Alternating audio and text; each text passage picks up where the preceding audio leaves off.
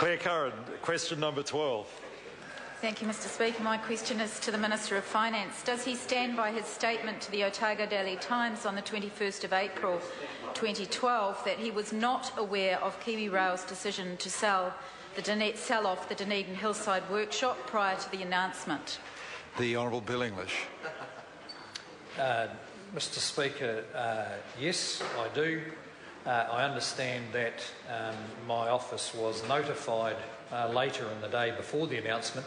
However, if the member's suggesting that the notification is important in the sense that either myself or other ministers would have intervened in the decision, then that expectation is incorrect. We would not have. Clare Curran.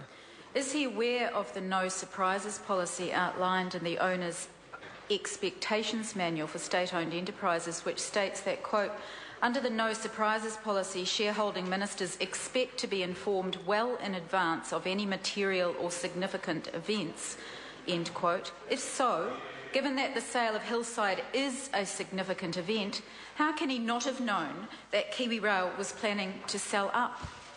The Honourable Bill English. Well, Mr Speaker, I think I just gave the answer. I mean, of course ministers were aware that that was one of a number of things discussed, but I'd have to say a small part of discussions with KiwiRail. The government is investing $4.5 billion in a 10-year turnaround program with KiwiRail.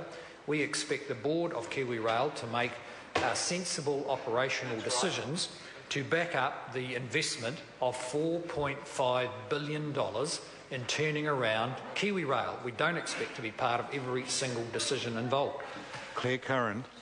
If KiwiRail neglected to inform him and other shareholding ministers well in advance of its intention to put the Hillside workshops up for sale, has he asked them to explain why they didn't, given that it is a significant community event? And if he hasn't asked them, is he not then negligent in his duties as a shareholding minister? The Honourable Bill English. Well, Mr Speaker, no. I mean, we were aware that the discussions have been going on about the Hillside workshops. In fact, anyone in New Zealand who can read a newspaper would know that that's been going on for a number of years. However, it is a matter for the board to make the decisions. As I've said, the government has committed $4.5 billion to a 10-year turnaround plan, including injection of $750 million, and we do focus on whether the overall plan is on track, and we have done. Clare Curran. Does he support the KiwiRail decision to sell the Hillside workshops, and is it government policy? The Honourable Bill English. Well, Mr Speaker, the government policy is to try and turn KiwiRail into a viable commercial business, and the taxpayer is going to invest one way or another $4.5 billion in achieving that. That is the government policy. With respect to Hillside workshops, I mean, remember, we can't have it always. If we put in billions of dollars to upgrade the wagons and the locomotives so they're new, then they don't need near as much maintenance as when they were 50 years old. So by putting in taxpayers' investment to upgrade the gear, we now don't need the same maintenance capacity, and the board has the responsibility of making those balanced decisions. Michael Woodhouse. Thank you, Mr Speaker. To the Minister, what reports has he seen on the involvement of ministers in respect to SOE decisions?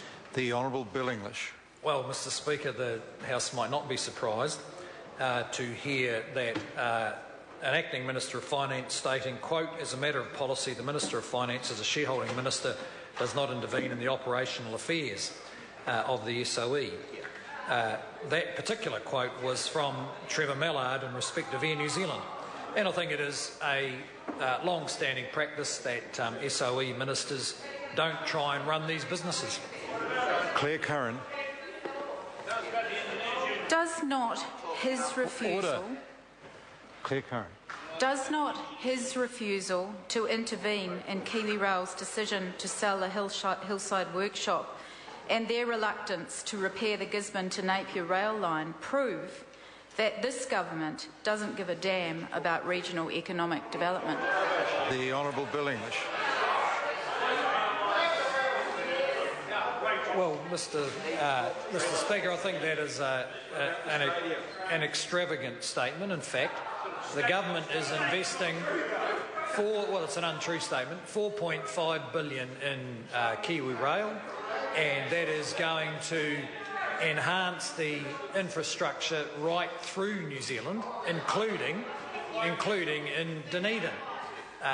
We want to make this into a viable rail company, and the plan is well underway, and we're reasonably optimistic that it can be achieved. And that brings to a close questions for oral answer today. I call on Government Order of the Day number 1. Immigration Amendment Bill, first reading.